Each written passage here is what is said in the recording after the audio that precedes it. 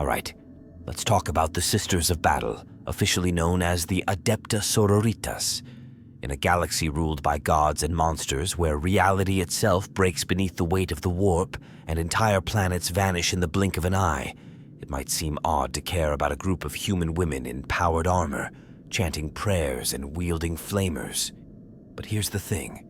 If you overlook the Sisters, you're missing one of the most terrifying and fascinating forces in all of Warhammer 40k.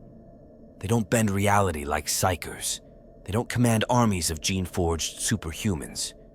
They're not immortal demigods or post-human generals. They're human, and yet they stand unflinching in the face of all that horror. That, right there, is what makes them extraordinary. The 41st millennium isn't a place where hope survives long. The Imperium is a dying empire, rotting from within, constantly at war, always on the brink of collapse. And in that darkness, the Adepta Sororitas shine like a burning cathedral. They're not just warriors. They are living relics of faith. They fight not because they expect to win, but because their belief demands it. They burn heretics, purge mutants, and sing hymns to the God Emperor as they march straight into death. They don't run, they don't hesitate, and they don't question. In a universe where even space marines can fall, the Sisters remain pure, untainted, unbroken. There's something chilling and awe-inspiring in that purity. Most factions in 40k are driven by ambition, vengeance, survival, or chaos. But not the Sisters. Their entire existence is an act of devotion. Everything they do is in service to something greater, a faith so intense it's practically a weapon. And when you understand just how far they're willing to go, how much they're willing to suffer, how little they care about anything but their holy mission, that's when you realize why they matter, why they're not just another Imperial tool, why they're feared, even among their own allies. They may not be as genetically engineered as a Primarch or as apocalyptic as a Chaos God, but they don't need to be. The Adepta Sororitas are terrifying in a quieter way, in the way Zealots are terrifying, in the way people are when they genuinely believe in something and are willing to die for it without blinking. That kind of faith doesn't come from strategy. It's born in fire, in pain, in absolute conviction. And once you start looking at them through that lens, not as soldiers, but as symbols, you start to see why their presence on any battlefield changes everything. So yeah, we're going to dive deep into who they are, what drives them, and why their deaths are never in vain. We're going to talk about the fire that keeps them alive, even as it consumes them. This isn't just about the Sisters of Battle. It's about the terrifying power of belief, and what happens when that belief becomes a weapon. To understand the Sisters of Battle, you have to start at the heart of everything they are. Faith. Not just belief, not vague spirituality, not cultural tradition. We're talking about a kind of faith that burns through bone and steel, a faith that rewrites what it means to exist. For the Adepta Sororitas, belief in the God Emperor isn't abstract, it's absolute. It shapes every breath they take, every bullet they fire, every step they march. This isn't a metaphor. Their entire reality is built on the certainty that the Emperor is not just a ruler or a relic of history, but a divine being, alive and ever watchful. To doubt that is to become less than human. And to prove that belief, that's what defines them. There's something unsettling in how completely their lives are surrendered to this faith. Every morning, they rise to chants of liturgical recitations. Every night, they sleep in cells with stone floors and no comforts, because comfort is weakness. Pain isn't something they fear. It's sacred. It's transformative. For the Sisters, pain purges the soul. Suffering isn't the enemy. It's a path, a purification. There's an old saying in the Ministorum: the Emperor tests the worthy with flame, and only ash may reach the throne. That's not just poetry to them. That's doctrine. They believe that only through pain can you burn away the corruption of the flesh. Only through sacrifice can you draw closer to the Emperor's light. One of the most disturbing things, And yet also the most awe-inspiring is how they revere martyrdom. Death, in their eyes, isn't an end, it's a sacrament. Dying in the Emperor's name isn't just noble, it's necessary. It's the ideal. They don't charge into battle hoping to survive. They charge hoping their deaths will mean something, that their bodies, broken and burned, will light the way for others. And when you start to really think about what kind of mindset that requires, what it means to see your own death not as tragedy but as triumph, you begin to realize just how different they are from every other warrior in the galaxy. The origins of this belief system are tangled up in the ecclesiarchy, of course, but the way the sisters live it goes beyond mere obedience. They aren't just indoctrinated, they are sculpted. Every sister is shaped from childhood into a vessel of holy fury. They're taught that the Emperor watches every thought, every act, every hesitation. And so they train not just to fight, but to be perfect in their devotion. To doubt, even for a heartbeat, is to betray him. And betrayal is worse than death. That's why when a sister dies screaming in fire or crushed beneath a demon's claw, there is no fear in her eyes. Because for her, death is not failure. Hesitation is. Among fans, there's always been this debate about whether their faith is a kind of madness. Some say they're just brainwashed tools of a theocratic regime, nothing more than human weapons dressed in scripture and fire.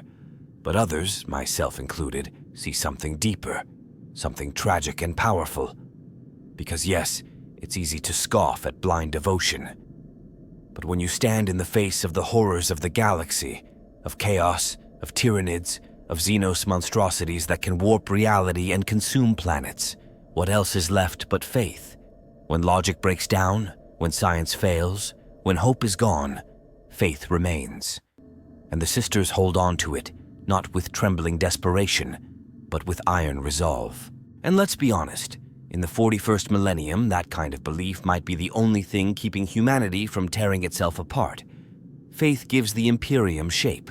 It binds the broken pieces together. The sisters are the physical manifestation of that faith. Not priests, not prophets, but warriors who live every word of the creed in blood and fire. And that makes them terrifying to their enemies, and sometimes even to their allies. Because they won't compromise, they won't back down, they won't stop until everything unholy is burned clean.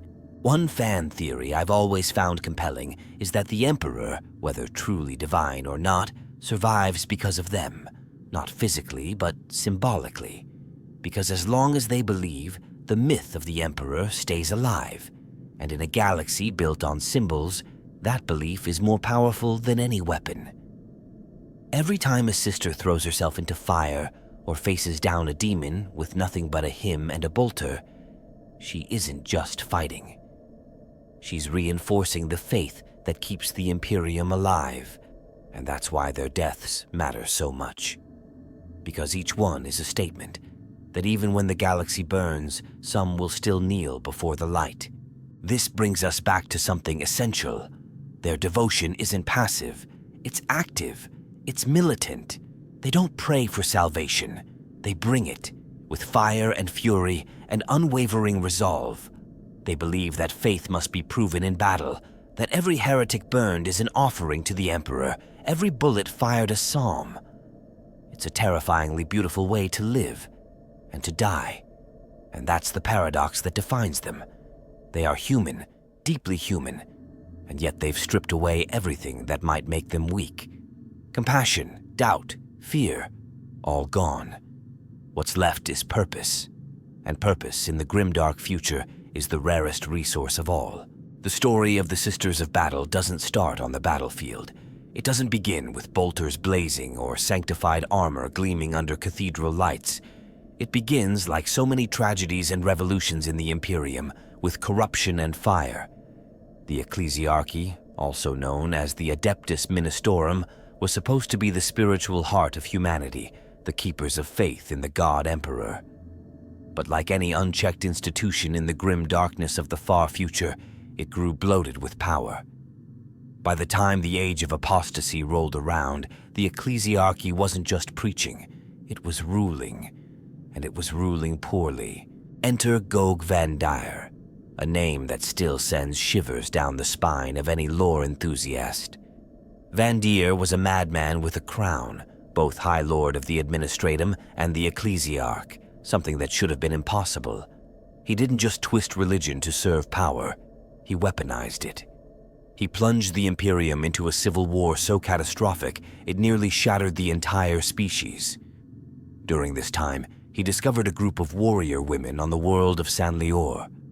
They were known as the Daughters of the Emperor, a fiercely loyal order that practiced martial discipline and religious devotion in equal measure.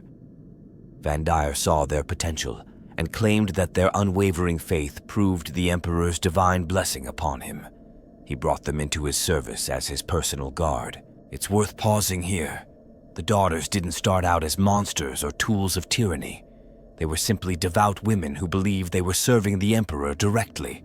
That's one of the most heartbreaking parts of their origin, how easily sincere faith can be twisted by the wrong hands. Van Dyer gave them new weapons, new armor, and a new purpose.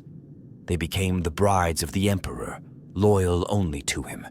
And for years, they fought and killed in his name, not realizing they were being used to prop up a tyrant who had hijacked their religion.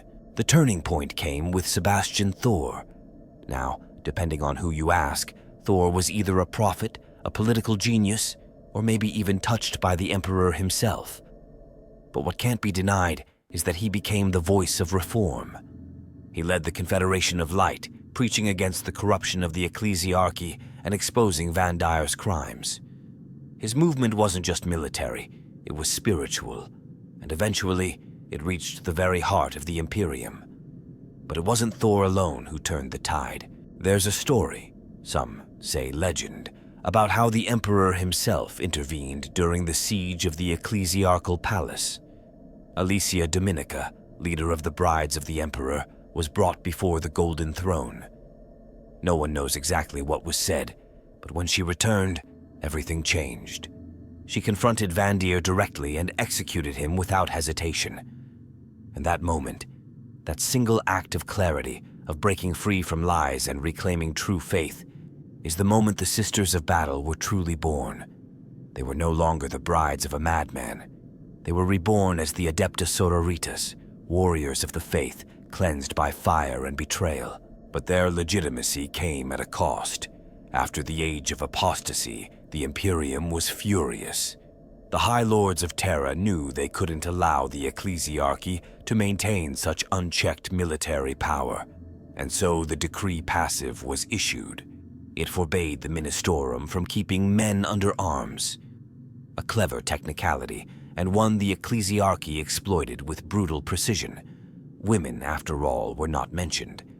And so the Adepta Sororitas became the ecclesiarchy's answer to law and loophole, an all-female military force, entirely loyal, entirely righteous, and entirely within the bounds of imperial law. Some fans argue this is one of the most genius legal manipulations in Warhammer history. Others think it's a dark joke, proof that the Imperium doesn't care about fixing its problems, only about appearing to follow rules. But either way, the result was the same. The Sisters of Battle became the sword of the Church, born from blood and political trickery, but refined into something holy. It's also fascinating to consider how their origin echoes their role today. They were once deceived by a false prophet, and now they make it their mission to root out heresy and falsehood wherever it hides. It's like they're constantly atoning for the sins of their past, not just personally, but institutionally. That shame, whether acknowledged or buried deep, drives them to be better, purer, more unshakable. It's what gives their faith that razor-sharp edge, because they know what happens when belief is turned into a weapon by the wrong hand. They lived it. There's another theory floating in fan circles that the Emperor never spoke to Alicia Dominica at all, that it was just a myth built to justify the creation of the Sisters in a time of crisis. Maybe it was Thor, maybe it was guilt, maybe it was sheer human instinct. But the beauty of the Sisters lies in the fact that they don't need proof. They don't require signs. They believe, fully. And whether the Emperor whispered to their founder or not, That belief has carried them through 10,000 years of war and fire. Their origin is messy, painful, and soaked in betrayal. But maybe that's what makes it so powerful. They weren't created cleanly. They weren't born from perfection. They were forged in a crucible of lies and emerged as something holy. That contradiction sits at the core of the Adepta Sororitas, broken beginnings leading to unbreakable purpose, a heresy that birthed purity. And in a galaxy where most stories end in decay, theirs begins with it and rises beyond. War for the Sisters of Battle isn't a strategy. It's not a means to an end. It's not about resources or territory or political leverage. War is worship. Every campaign they undertake, every battle they enter, every enemy they burn, these are offerings, living psalms written in fire and blood. Where the Astra Militarum fights to defend the Imperium and the Adeptus Astartes fight to restore it, the Sisters of Battle fight because they must. Because to wage war is to enact the will of the God Emperor. It's not duty, it's devotion. They aren't soldiers in the traditional sense. They are instruments of wrath, shaped by prayer and sealed in faith. It's one of the things that makes them feel so alien despite being human. Other forces in the Imperium often strategize in cold military terms, objectives, logistics, command structure. The Sisters move differently. Their wars are processions. Their assaults are liturgies. When they march, it's not in silence or under the cover of night. They come singing, chanting, reciting the canticles of battle and the litanies of hate. They burn incense as they ready their weapons. They anoint bolters in sacred oils. They don't plan campaigns, they sanctify them. And this, for many fans, is what makes them so unforgettable. There's something deeply haunting about the idea of war as sacred theater. To understand how far this goes, you need to look at how the Sisters see the battlefield itself. It's not just a place to fight, it's a place to be tested, a proving ground for the soul. When they charge into gunfire, they aren't just trying to outmaneuver or overpower. They're offering themselves. Every enemy slain is another impurity purged from existence. Every wound suffered is another mark of their spiritual resilience. And when they fall, that's not failure, that's transcendence. There's an almost liturgical rhythm to it. Advance, burn, suffer, repeat, over and over until the enemies of the faith are nothing but ash. And they don't stop. They don't retreat. They don't regroup unless ordered by someone higher in the ecclesiarchy, and even then, it's often reluctantly, because turning your back on battle feels like turning your back on the Emperor. That kind of unwavering aggression isn't efficient by most military standards, but that's the point. They don't care about efficiency. They care about righteousness.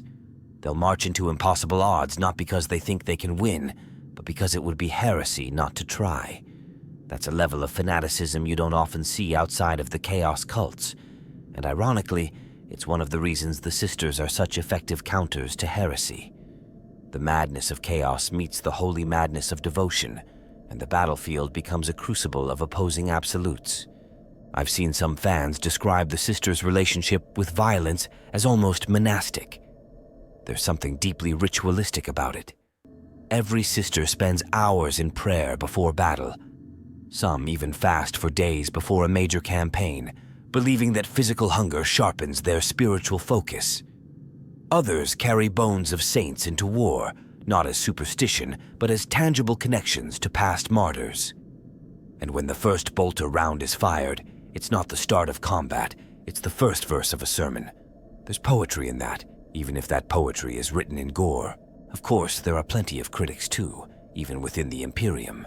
Some commanders in the Imperial Guard see the Sisters as reckless, undisciplined zealots. They don't always coordinate well with other branches of the military. Their obsession with ritual can slow down operations. Their refusal to compromise can jeopardize entire missions. But here's the thing. Those complaints miss the point entirely. The Sisters don't fight for tactical success. They fight for spiritual victory. And in the long run, that victory is what the Imperium values most. Because even if a world falls, if its defenders die in faith, then the Emperor's light was upheld. There's also an undeniable psychological impact to their presence. Imagine being a cultist, a traitor, a heretic, and hearing the hymns of the Sororitas echoing down the corridors of your stronghold. Imagine smelling the sacred oils on the air, seeing the light of their flamer units flicker against stained glass as they approach. It's not just a fight, it's a divine reckoning. And more than a few enemies have broken before the sisters even reach them, undone not by bullets, but by the crushing weight of unshakable belief. One theory I've always liked is that the sisters fight the way they do because it's the only way to maintain spiritual purity in an impure galaxy. Every other institution in the Imperium is corrupted to some extent, politically, morally, bureaucratically. But the Sororitas, in their martial purity, remain untarnished. And that's because war, for them, is cleansing. It's how they keep the faith alive, not just in others, but in themselves. Without war, they risk stagnation. With it, they are always burning, always purifying. And yet, despite all of this, they're not automatons. They're not emotionless. The sisters feel deeply. That's what makes their devotion so terrifying, because they grieve their fallen comrades, they feel pain, they bleed, and yet none of it shakes their faith. If anything, it strengthens it. Every sister knows that her death will not be in vain, that her suffering will echo in the songs of her order for centuries, and that knowledge makes her unstoppable. She doesn't need a reason beyond the Emperor's will. That is her clarity, that is her purpose. So no, war isn't a tactic for the Adepta Sororitas. It's an act of prayer, a purification rite, a sacred obligation carried out with flame and steel. And that's why they fight with such terrifying intensity, because for them, there is no higher calling. There is only the Emperor, and in his name, they burn. Among all the many paradoxes that define the Adepta Sororitas, perhaps the most haunting one is their obsession with martyrdom. For most people, death is the end. For some, it's a tragedy. For others, a necessary sacrifice. But for the Sisters of Battle, death, specifically death in the name of the Emperor, is the culmination of their purpose. It's not seen as a loss, or even as something to fear. It's a spiritual coronation, the final act of devotion. To die on the battlefield, burning with faith, is not just honorable, it's holy. And that's what sets them apart, not only from other armies, but from almost every ideology in the galaxy. The cult of the martyr is not some small aspect of their belief. It's central to everything they do. From their earliest training, every sister is taught the stories of saints who died in agony, who were flayed alive, who were set ablaze while singing praises to the Emperor. These aren't just historical anecdotes, they are sacred scripts. Living sisters strive to emulate these deaths, not because they have a death wish, but because martyrdom is proof. It's the final testament that their faith was unbroken, that their soul was worthy. You hear it in their sermons, in their hymns, even in the inscriptions on their armor. Blessed is the flame that consumes the faithful. That's not metaphor. It's literal doctrine. There's something almost terrifyingly beautiful in how they embrace this fate. When a sister dies, her name is etched in the Order's sacred archives, her deeds remembered in rituals, her image sometimes enshrined. But the most revered of them, the true martyrs, become symbols not just for their order, but for the wider Imperium. Their deaths are reenacted in ecclesiastical plays. Statues are built in their likeness. Pilgrimages are made to the sites of their final stands. These aren't acts of mourning, they're celebrations. To fall in the Emperor's name is to become immortal, not in flesh, but in faith. And that's the strange, profound thing about how the sisters see martyrdom. For them, there's no greater aspiration. You could live 100 years serving the Emperor faithfully, but if you don't die in a way that proves that faith, have you truly completed your mission? It's a mindset that feels completely alien and yet perfectly logical within the context of the grim dark universe. Because in a galaxy where there is only war and where hope is constantly under siege, what could be more powerful than a life given freely, without hesitation? There's a popular fan theory I've always loved, that martyrdom in the Sororitas isn't just a theological goal, It's a psychological safeguard. It protects them from corruption. Think about it. Chaos thrives on temptation, on slow erosion of the soul. But the sisters are constantly prepared to die. Their faith isn't rooted in survival, but in sacrifice. And if you expect to die at any moment, what room is there for doubt, for ambition, for fear? Their embrace of death makes them incorruptible. It seals them off from the whispers of the warp in a way no psychic defense could. That's why, even in the face of impossible odds, they don't retreat. They don't bargain. They don't pause to consider self-preservation. If they see a demon prince towering over a burning cathedral, they don't falter. They charge. Not because they think they'll win, but because dying in that moment, on that sacred ground, is a privilege. It's a sacred opportunity. To hesitate would be to deny the Emperor a perfect offering. And to the sisters, that is unthinkable. You'll sometimes hear imperial commanders criticize the sisters for being reckless, for squandering lives. But they're not squandering anything. They measure success differently. In their eyes, one sister dying with her flamer buried in the chest of a heretic is a triumph. It's a testament, a sermon written in gore.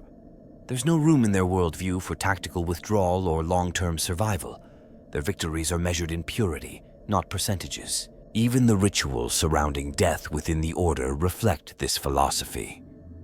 When a sister falls, her surviving squad mates often pause to recite litanies over her body, even mid-battle. Some will carry relics taken from the fallen into the next fight, treating them not just as keepsakes, but as sacred conduits of that martyr's spirit.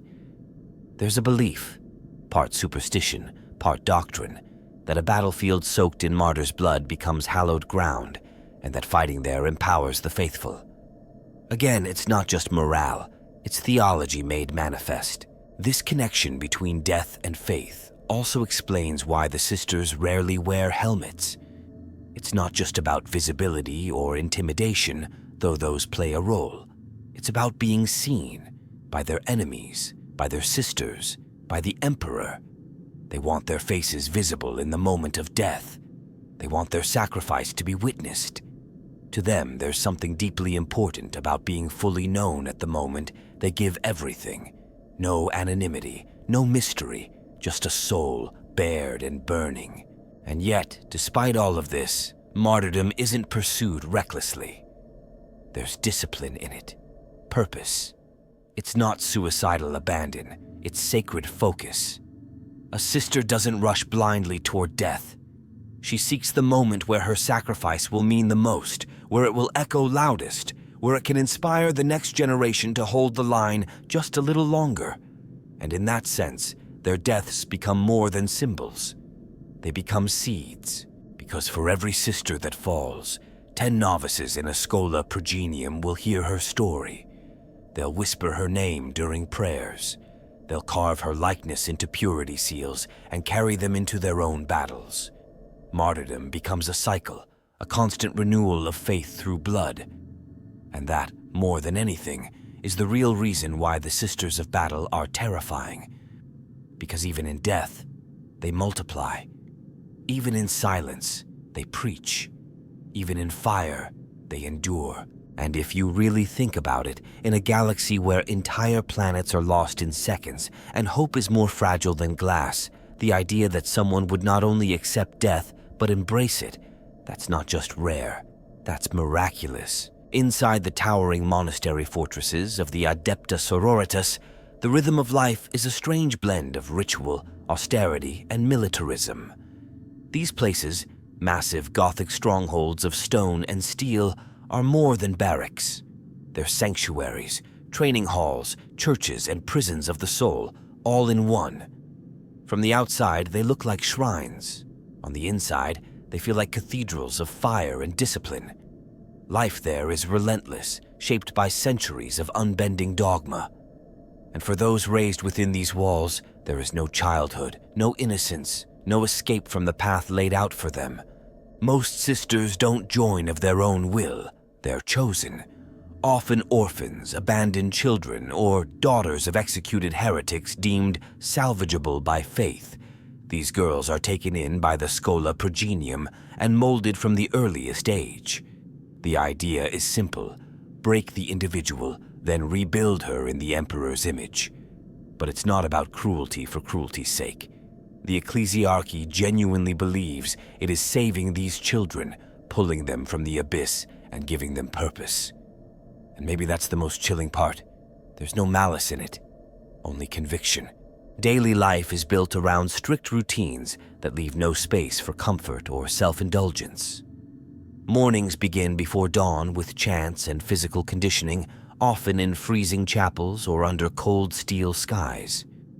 Meals are minimal: nutrient gruel, fortified bread, recycled tea, nothing flavored, nothing sweet. Pleasure is considered a spiritual weakness. The body exists to serve, and indulgence weakens devotion. Everything is designed to focus the mind inward, toward the Emperor.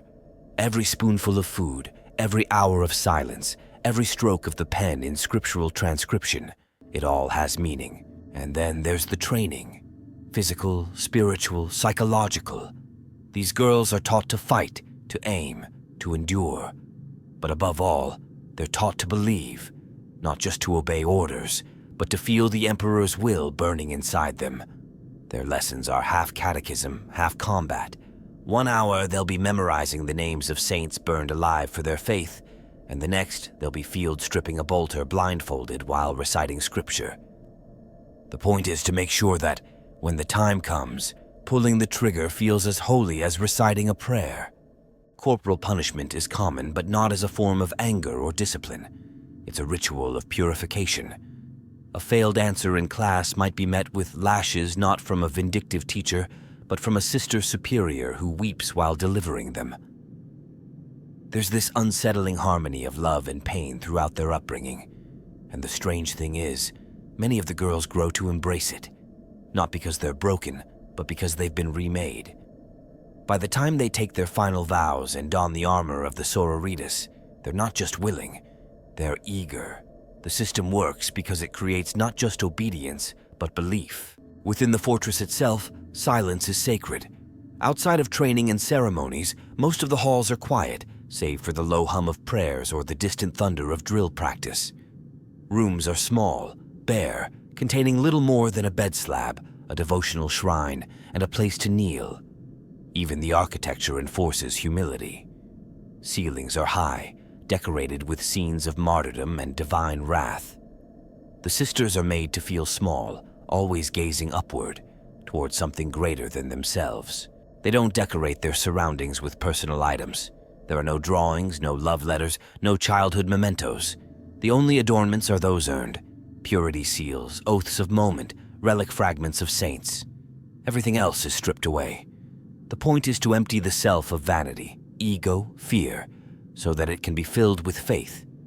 And when you visit one of these fortresses, even in the lore, you feel that absence. It's not cold in the way an Astartes fortress might be. It's warm, but in a deeply unsettling way. Like standing too close to a fire you're not allowed to leave. Their religious life is constant. Morning liturgies, midday sermons, evening repentance rituals. And none of it is optional. Prayer isn't something they do when they're lost. It's the framework of their reality. Every action begins and ends with it. They bless their ammunition. They sanctify their armor. They carve prayers into the grips of their weapons. They speak in scripture as often as in plain words. To outsiders, it can seem performative, even theatrical. But to the sisters, it's real. Every syllable spoken to the Emperor might be the one that delivers their soul into his eternal light. And then there's the community dynamic. The bonds between sisters are incredibly strong, but not in the way we usually think of camaraderie. They're forged in shared suffering, not affection. Each sister knows the others will die for her without question. But that doesn't mean they'll share a laugh or a personal story. Emotional expression is rare, and when it surfaces, it's often through symbolic acts. A sister might remain silent after a battle, placing her hand on another's pauldron in acknowledgement, and that's more intimate than 100 spoken words. Even the act of sleeping feels ritualized. Many sisters sleep in their armor or on stone slabs, arms crossed over their chests like tomb effigies. Not out of necessity, but because comfort is seen as a betrayal of vigilance. There's an almost monastic obsession with preparedness. Sleep is just another form of discipline. To close your eyes is to place your soul in the Emperor's hands, and waking is treated as a blessing that must be earned each day. Some fans like to imagine what a sister's internal life might look like. Does she dream? Does she ever doubt? Does she miss the life she might have had outside the fortress walls?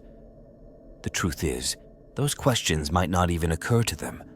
Their identity is built on sacrifice and devotion, not desire. And if any flicker of longing does exist, it's usually crushed beneath the weight of liturgy and duty. They are not raised to ask, "What if?" only to declare, "As the Emperor wills." So when you think about the Sororitas, remember that they are not just soldiers.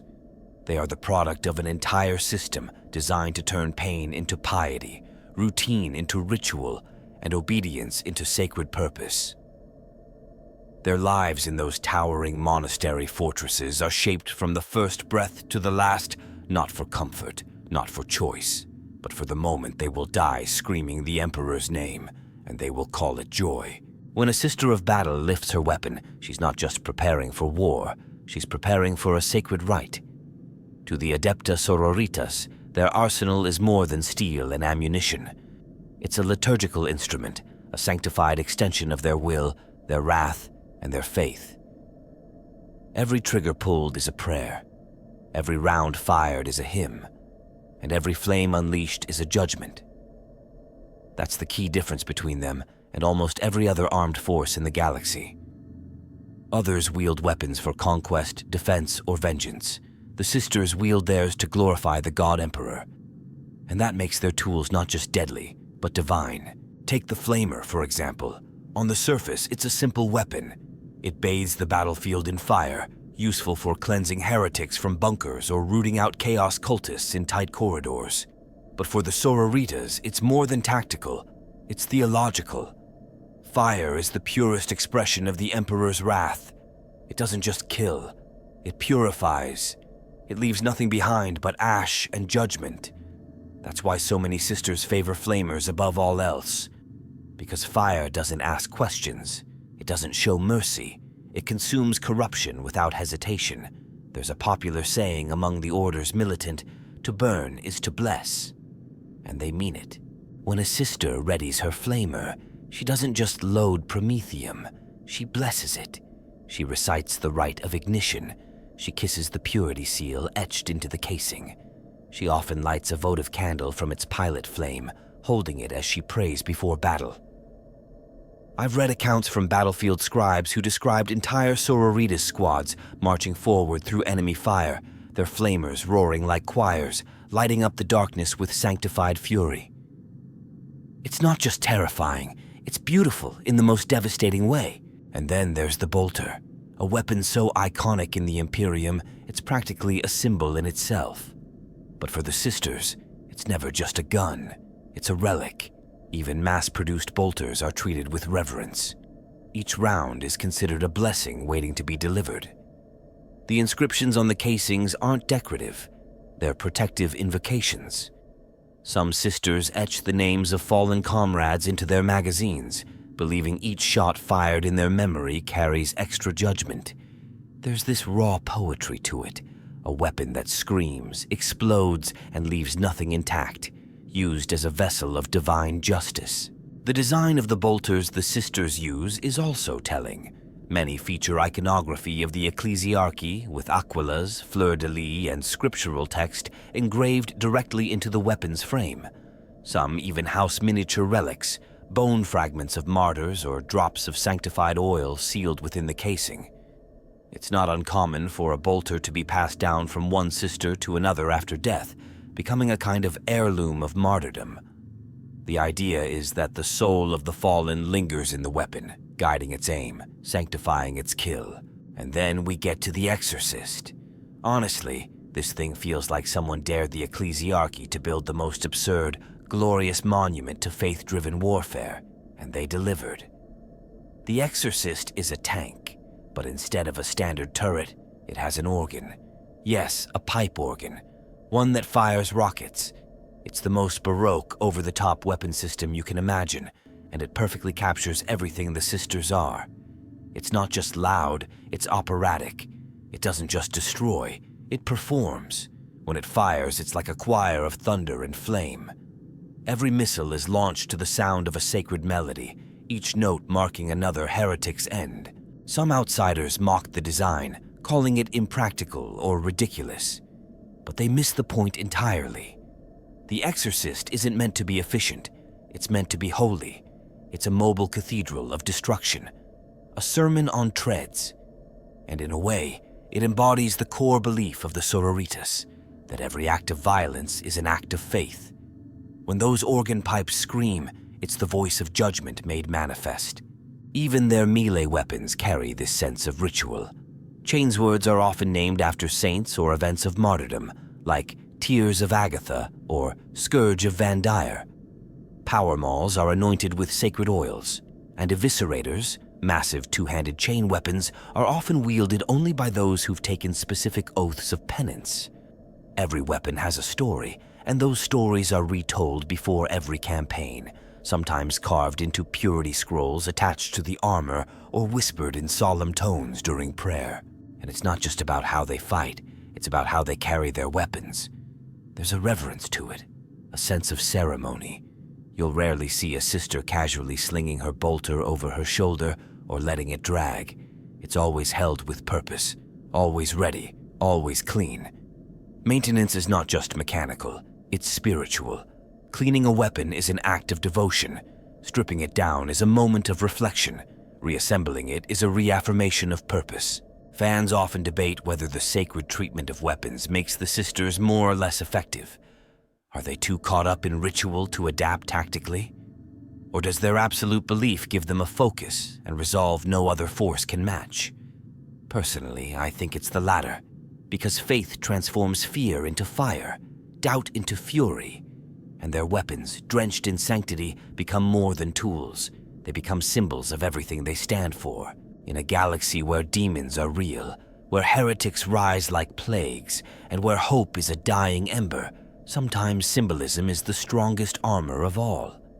And when the Sisters of Battle walk into the Inferno, flamer in one hand and bolter in the other, they aren't just soldiers, they're prophets of war. Their arsenal isn't just deadly, it's divine. And every shot they fire echoes like a psalm across the battlefield, reminding the galaxy that the Emperor's wrath is not a myth. It's a storm of fire, and it sings. If there's one thing the Sisters of Battle hate above all else, it's not the Xenos, not the mutant, not even the demon. It's the heretic. That's their true enemy, the one that makes their blood boil and their prayers sharpen like blades. Because heresy isn't just crime, it's betrayal. A betrayal not of some abstract institution, but of the Emperor himself. And to the Adepta Sororitas, that's the most unforgivable sin in the galaxy.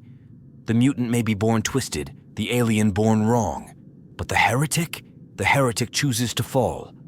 And that choice, conscious, willing, obscene, is what makes them so loathsome in Sororitas doctrine. To the sisters, heresy is not merely incorrect belief. It's spiritual rot. It's the cancer that grows in silence, festering inside loyal bodies and poisoning the Imperium from within. A heretic could be anyone, a preacher who whispers false interpretations of the creed, a noble who hoards relics for vanity, a soldier who questions the Emperor's divinity. It's not about open rebellion. It's about doubt, about deviation, about the corrosion of purity. And that's what terrifies them, and why they act with such merciless clarity. The Order's militant don't just burn heretics out of rage. They burn them because they believe it's the only way to cleanse the soul. The flame, to them, is both punishment and absolution. It's not enough to kill the heretic. He must be unmade, reduced to ash so that no trace of his blasphemy remains. Entire hive blocks have been torched for the whispers of cult activity. Thousands condemned because one voice dared to speak against the ecclesiarchy. And to the sisters, that's not excess, it's responsibility. because letting even a single spark of heresy survive could doom an entire world. There's a kind of tragic intensity to this worldview. The sisters know what heresy leads to. They've seen it. They've walked through cathedrals turned into sacrificial altars. They've fought in cities where the walls weep blood and the air screams with the laughter of demons. They've read the reports of entire planets falling in a single night because someone, somewhere, dared to believe they knew better than the faith. Heresy to them isn't abstract philosophy. It's an infection with a body count. That's why they strike so hard, so fast, and with so little tolerance. A planetary governor who tolerates a fringe sect is no different from a traitor general. A scholar who asks too many questions about the emperor's divinity is already halfway lost. Mercy isn't seen as kindness, it's seen as weakness, because they believe that a single spared heretic today could mean 1,000,000 dead tomorrow. And when you live in a galaxy that brutal, that kind of logic stops sounding cruel. It starts sounding necessary. There's also something deeply personal about the sisters' hatred of heresy. Remember, they were once deceived themselves, used by Van Dyer in the name of false holiness. That stain still echoes through their history, and though they never speak of it openly, you can feel it in the way they approach their work. Every heretic they burn feels like another attempt to wash away that ancient sin. Some fans believe this is why their devotion is so extreme, not just because they serve the faith, but because they failed once. And now, they'll never allow it to happen again. In battle, you can always tell when the sisters are fighting heretics instead of Xenos or traitor Astartes. The mood changes. It becomes more solemn, more ritualized. They often carry reliquaries into battle, chanting the litany of cleansing. Penitent engines are deployed more often, as if the sisters feel the need to demonstrate the very act of suffering before the Emperor. And when victory comes, they don't cheer, they pray. They give thanks that the rot has been cut out before it could spread any further. And the heretics themselves, they know what's coming. There's a reason cultists fear the Sororitas more than most Imperial forces. It's not just the weaponry. It's the look in their eyes, that absolute, unwavering conviction, that certainty that you are already dead and they are merely delivering the Emperor's judgment. You can't plead with a sister of battle. You can't trick her. You can't frighten her. She's seen entire worlds die in fire and called it salvation. She's heard the whispers of the warp and answered with hymns. Her hatred of you isn't personal, it's holy. Among fans, there's a lot of debate about the morality of this extremism. Are the sisters heroes, or are they zealots too blinded by their faith to see the nuance in the galaxy? But that question, I think, misses the point. Because from the sisters' perspective, there is no nuance. The Emperor is God, his word is law, and anything that diverges from that truth, even by a hair's breadth, is corruption. To hesitate in the face of it is to fail him. And failure, as we know, is heresy. You can even see it in the way they treat captured heretics. There's no trial, no plea for redemption, no room for philosophical debate. Confession might buy a few extra minutes of life, but only so that the execution can be more precise, more symbolic. Many heretics are burned alive, not out of cruelty, but because fire is the only thing that guarantees their impurity is obliterated. It's brutal, it's medieval, and it's exactly the kind of justice the Imperium reveres. Some theories suggest the sisters' fixation on heresy is also a form of psychological insulation. By focusing on inner threats, they can avoid facing the terrifying vastness of the galaxy's true horrors, Tyranids, Necrons, the slow death of the Imperium itself. Heresy is something they can understand, confront, and destroy. It gives their war a focus, a shape, a meaning. And in a universe where meaning is constantly slipping through the cracks, that's a kind of salvation in itself. So when the sisters go to war, they're not just fighting to win. They're fighting to preserve the spiritual integrity of mankind.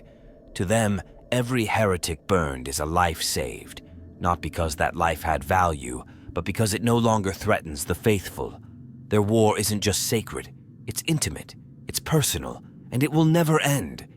Because as long as even one voice questions the creed, the flames of holy judgment will never go out. Every sister of battle walks into war under the gaze of legends. Not just commanders or mentors, but literal saints. Holy warriors whose lives and deaths are etched into the very identity of the Adepta Sororitas. These aren't abstract figures or distant icons. They're personal. Their stories are whispered in the cells of young initiates, engraved into reliquaries, woven into hymns sung before battle. To be a sister is to be measured against these women. Their shadows fall long, and every step a living sister takes is meant to follow in the burning footprints they left behind. Saint Catherine is one of the most foundational of these figures. Called the martyr, she's not just remembered, she's venerated with a reverence that borders on obsession. The Order of Our Martyred Lady quite literally carries her legacy forward, their armor blackened in mourning for her sacrifice. Her death wasn't just noble, it was transformative. Shot down by heretics, her remains became relics, her story became scripture, and her presence never really faded. Even now, her relics are borne into battle by the triumph of Saint Catherine, a moving shrine carried by 6 sisters, each representing a virtue of the faith. It's a living procession of memory and power, and it's more than symbolic. You can see the effect it has on the battlefield. Morale surges, prayers intensify, and sisters fight harder, not just for victory, but because they believe she's watching. Some fans believe Catherine's myth was crafted over time, shaped by the ecclesiarchy into something larger than life. But does that matter? Her influence is real. Her image adorns cathedrals and war gear alike.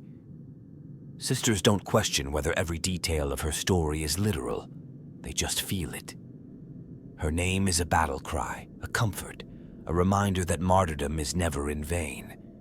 And when you see a sister light herself aflame to take out a heretic stronghold, you realize it's not insanity. It's inheritance. Then there's Saint Celestine, the living saint. Her legend is even more complicated because she's not just a memory. She walks the battlefield. Wings of light, sword blazing, flanked by cherubim and glowing with the Emperor's grace. Whether she's truly immortal or continually reborn is debated endlessly in fan circles. But one thing's certain, her presence is miraculous. She appears in times of greatest need, turning the tide with faith alone. She doesn't just inspire sisters, she justifies them. To skeptics who mock the rituals and the zeal, Celestine is proof that the Emperor's light is real. That belief can burn brighter than plasma. What's so fascinating about Celestine is how different her legend feels.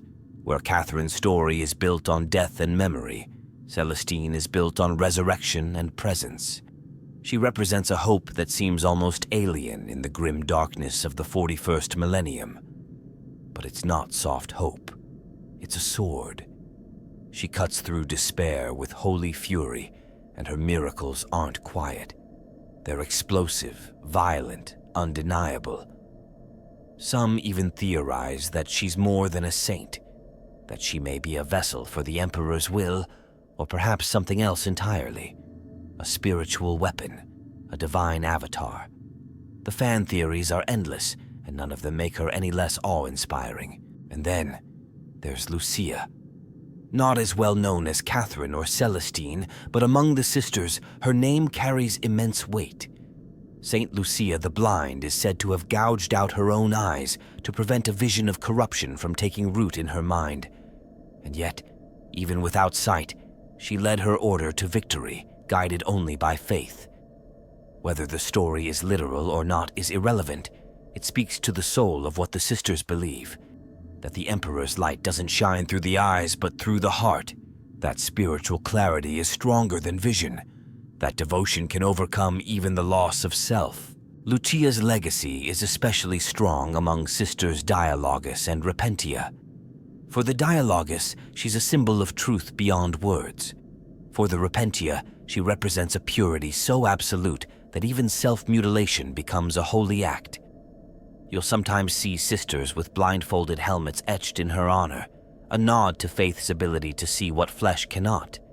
And honestly, when you think about the sheer violence and insanity of the galaxy, believing in a figure like Lucia feels less like fanaticism and more like emotional survival. These saints are more than stories. They're blueprints. They don't just inspire, they define. Every order has its own favored icons, its own legends passed down like sacred weapons.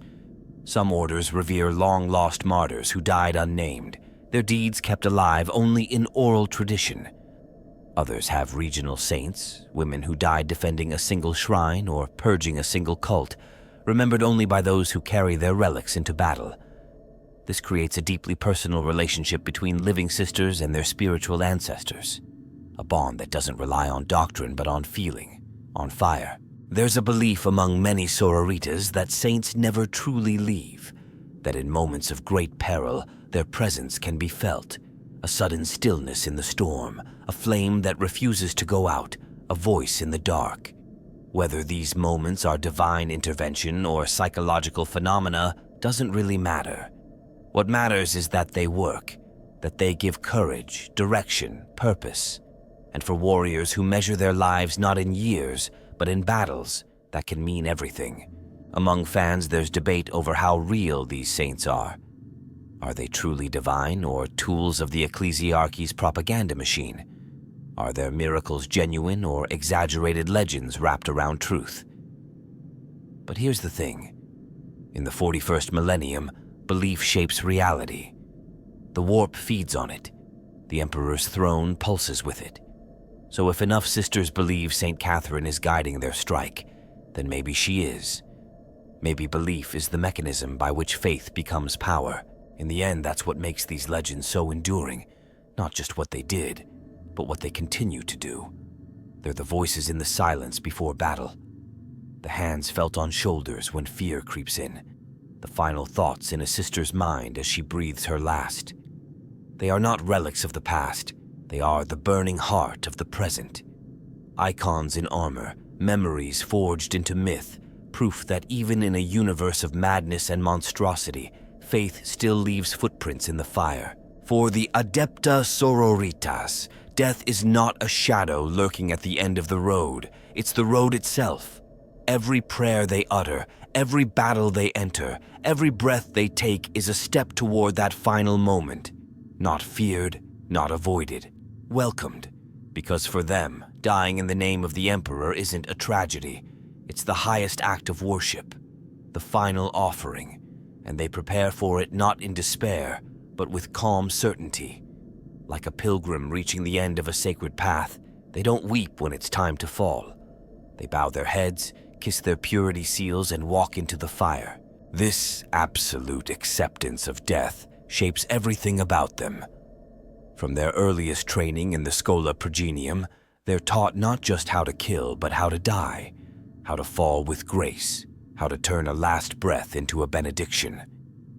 Sisters learn the litanies of the departed before they even hold a weapon. They memorize the proper stance to die in, upright if possible, with the weapon pointed forward and eyes open so that the Emperor may see their final act of service. It sounds harsh, even performative, but when you live in a galaxy where the warp devours souls and the very fabric of reality can scream, rituals like these aren't optional. They're anchors, shields against despair, and when that final moment comes, there are rites, not elaborate, not theatrical, just pure, intimate gestures. A sister might press her hand to the aquila on her chest. She might whisper the creed of flame, or she might simply look to the sky, eyes wide and glassy, knowing the Emperor sees her. These small actions become enormous in meaning. They are the punctuation marks of their lives, each death an exclamation of faith. One of the most powerful things I've ever read from an in-universe chronicler was this description of a battlefield after a Sororitas engagement. Bodies still smoldering from flamer bursts, lips frozen mid-prayer, purity seals fluttering in the wind like leaves from a sacred book. There's something haunting about that. The sisters don't just die, they leave behind icons. A bolter fused to a gauntlet, a scorched rosary, a blood-streaked codex page clutched in a dead hand. These aren't remnants of battle, they're relics. It's not that they seek death recklessly. They don't throw themselves into combat for the sake of spectacle. It's more subtle, more tragic. They know they'll die. They don't care when. The only thing that matters is that it's meaningful, that it serves the Emperor's will, that it inspires those who come after. I've seen fan art that captures this perfectly. A single sister holding a burning standard, body pierced with shrapnel, smiling as the light fades. It's not horror, it's peace. She knows she did what she was born to do. The Repentia take this to an extreme, of course. These are sisters who failed in their vows and now fight to earn redemption through death. Clad in nothing but rags and chains, wielding massive eviscerators, they charge into impossible odds with the singular goal of dying well. And yet, some of them don't die. Some survive battle after battle, their sins unwashed, their pain growing. And among fans, there's this theory that the Emperor withholds death from them until their penance is truly complete. That's the kind of layered, brutal theology that defines the Sororitas. Death isn't a punishment, it's a reward. Denying it is a lesson. Other orders have their own rituals for the final moment. Some sisters carry small vials of sacred oil to anoint themselves before their last charge. Others burn fragments of scripture in their armor, the smoke rising around them like incense. Some orders even believe that saying the name of a saint with your last breath ensures that saint will carry your soul across the veil. And so, you'll often hear dying sisters cry out, Catherine or Lucia, not in pain, but in hope, in loyalty. There's something deeply poetic about this. In a universe so utterly dominated by horror, where most humans die screaming or are simply erased by warp storms or hive swarms, the sisters choose how to die. They choose to die upright, defiant, with eyes wide open. That kind of control, that refusal to be reduced to meat and fear, it's rare, it's powerful, it's holy. I've even heard theories that the Emperor himself, as he sits immobile on the golden throne, feels each of their deaths. That every sister who dies in faith adds a flicker of strength to the Astronomicon, that their martyrdom fuels the light that guides ships through the warp. It might be just a fan story, but honestly, I love it, because it means their deaths don't just matter emotionally or symbolically, they matter cosmically, that every fallen sister becomes a star in the darkness. Even their tombs reflect this worldview. When possible, the bodies of fallen sisters are interred in sanctified vaults within their order's fortress convents, their names etched in marble, their deeds carved beneath stained glass. But often, there's nothing left to bury, only ash, and so they build shrines where they died. Some of these shrines become pilgrimage sites, others are lost to war, but all of them become touchstones for belief, proof that someone stood against the tide, burned and didn't break. To outsiders, all of this might seem grim, morbid, even psychotic. But once you understand the sisters, it starts to make sense. Death isn't the enemy. Doubt is. Cowardice is. Compromise is. But death? Death is the moment where faith becomes real, tangible, eternal. Every sister who dies in the Emperor's name becomes more than a soldier. She becomes a lit candle in the unending dark. And that's what the Adepta Sororitas are, really. Not an army, not a cult, not even just a religious order. They're a galaxy of burning lights, dying one by one, not because they must, but because they choose to. Because every time they fall, they show the Imperium what belief looks like at the end of all things.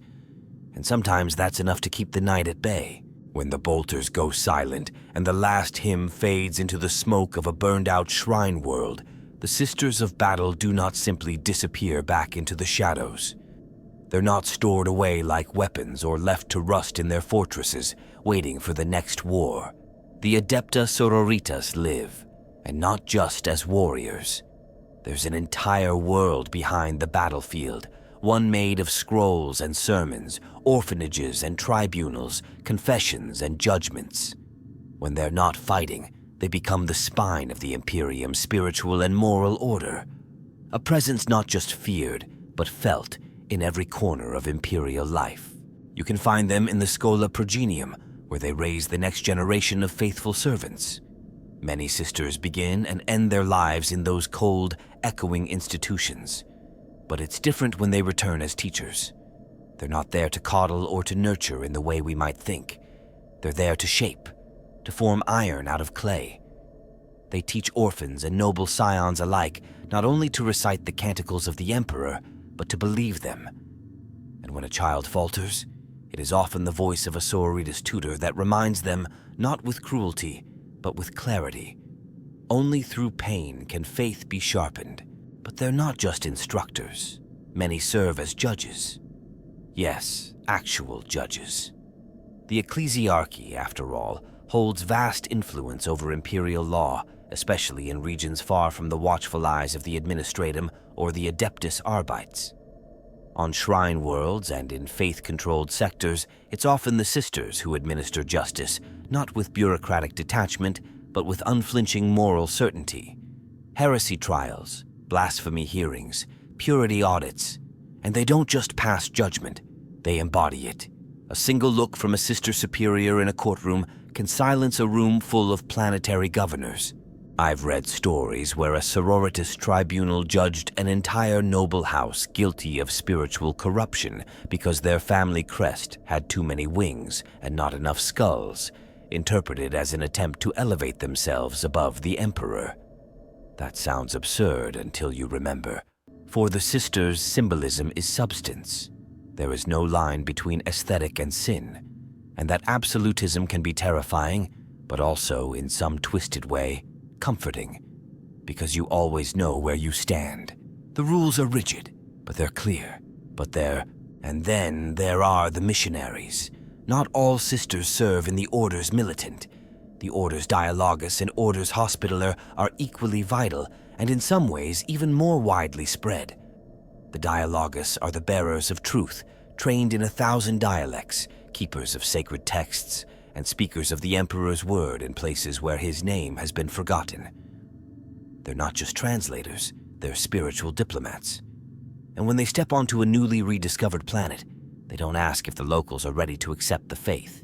They declare it, calmly, without fear, as if the alternative doesn't exist. The hospitalers, meanwhile, serve as physicians, but even that title doesn't fully capture their work. They don't just heal wounds, they cleanse them. They whisper prayers as they suture flesh, burn incense over broken bones, and offer last rites in the same breath as morphia. Some fans compare them to warrior nuns from ancient Terran myth, and I think that's accurate. They carry both syringe and flamer, always ready to comfort the faithful and purge the fallen. In battlefields, they're often the last face a dying soldier sees. In peacetime, they're the ones bringing childbirth into worlds that forgot what safety feels like. And then there are those who simply walk, pilgrims in armor. You'll find lone sisters on forgotten agri worlds, investigating rumors of heresy, leading prayer vigils in cities ravaged by warp storms, or standing silently at the edges of feasts held by arrogant nobles, watching for the smallest signs of spiritual decay. These aren't formal assignments. They're personal missions, acts of devotion. No one tells them to go, but they feel the Emperor's pull like a thread through the warp, and they follow it. What I find most fascinating is how the people of the Imperium react to them. There's fear, of course, but also awe, respect, even love in rare, quiet forms. A child might press a wildflower into the armored hand of a sister and run away before she can react. A merchant might close his stall the moment a Sororitas passes, not out of fear, but because profit feels profane in her presence. And on some of the most war-torn worlds, they're the only stable moral authority people ever see. It's in these moments, these silences between wars, that you start to see what the sisters really are. Not just warriors, not just killers. They're the living conscience of the Imperium, the ones who remember the cost of forgetting. Their presence in civilian life is never casual. It's heavy, deliberate, designed to remind every citizen, from scribes to soldiers to planetary rulers, that faith is not a choice. It's a commandment. And if you forget that, someone will burn for it. Among fans, there's a recurring theory that the sisters' presence in non-military roles is what keeps the Imperium from collapsing entirely. The administratum might run the machines, the guard might fight the wars, but it's the Sororitas who enforce meaning, who remind people why they suffer, why they obey, why they don't let the whispers in their heads grow louder than the hymns outside. And maybe that's why, even when they're not carrying bolters, the sisters remain dangerous, because they don't need war to wage holy battle. Every word they speak is a judgment. Every prayer they recite is a weapon. And when they step into your world, you will feel the weight of their presence, because they don't come to offer peace. They come to offer truth. And in the Imperium, truth is a fire waiting to be lit. The Adepta Sororitas are often mistaken for something simple, just another militant arm of the Imperium, another collection of zealots with bolters and flame. It's easy to see the armor, the chanting, the burning corpses, and reduce them to religious infantry. But if you've followed everything we've talked about, you already know there's so much more than that. They aren't just fighting a war of bullets and blood, they're waging a war of belief. A war where every shot fired is an act of doctrine, every death a sacrament, and every breath drawn a challenge against a universe trying to crush the soul of mankind. That's why they matter, because in a setting where even the so-called heroes are tainted by pragmatism, greed, and compromise, the sisters remain unbroken. They don't fight for glory. They don't kill for ambition. They aren't trying to earn anything. They've already given it all away. Their identity is sacrifice, and that purity, however terrifying, makes them a symbol, not just for the ecclesiarchy, not just for the Imperium, but for the idea that faith, real faith, is power. It's a power that doesn't come from the warp or genetic engineering or ancient technology.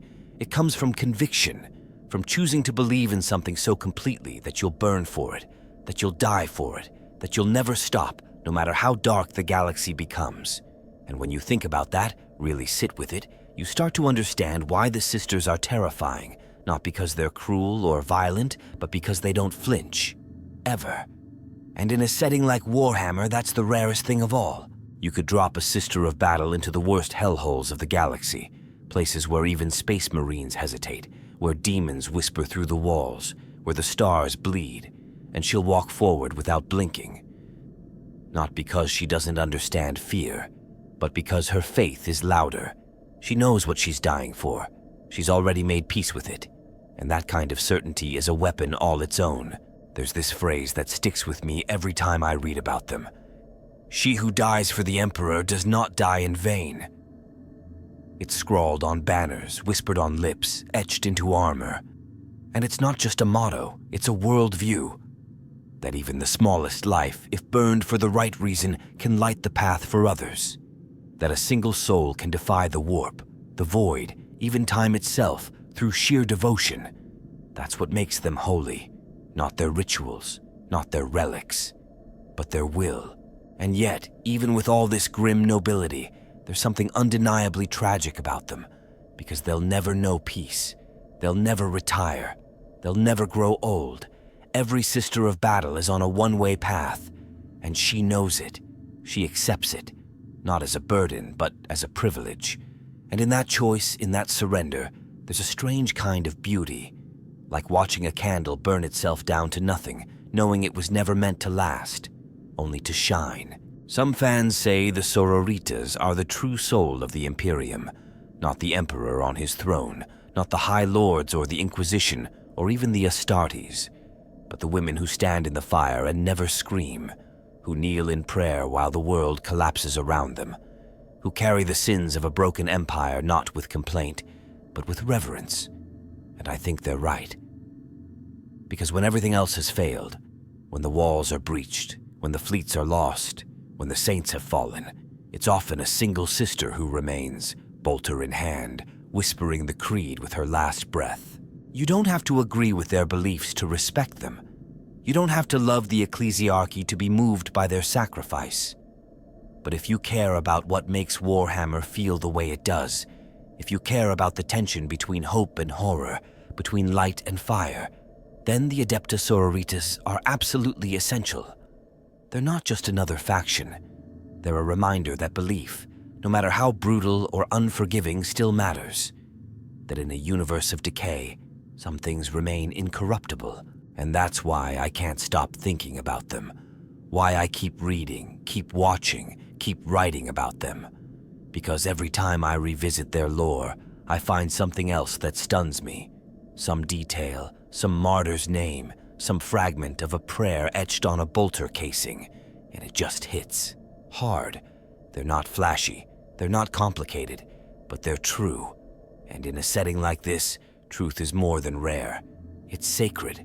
So if this dive into their world stirred something in you, if you feel the weight of their hymns, the heat of their flame, the silence of their last stand, then you're already halfway down the path. And I promise, there's so much more to explore. The orders you've never heard of, the hidden saints, the crusades that never made it into the codices. If you want to see the Imperium through the eyes of its most fanatical, faithful, and fearsome warriors, then now's the time. Subscribe if you haven't yet, because we're not done walking through the fire. And the next time the hymn begins, you won't just be listening, you'll be marching with them. Faith is not something you watch, it's something you live. Let's keep going.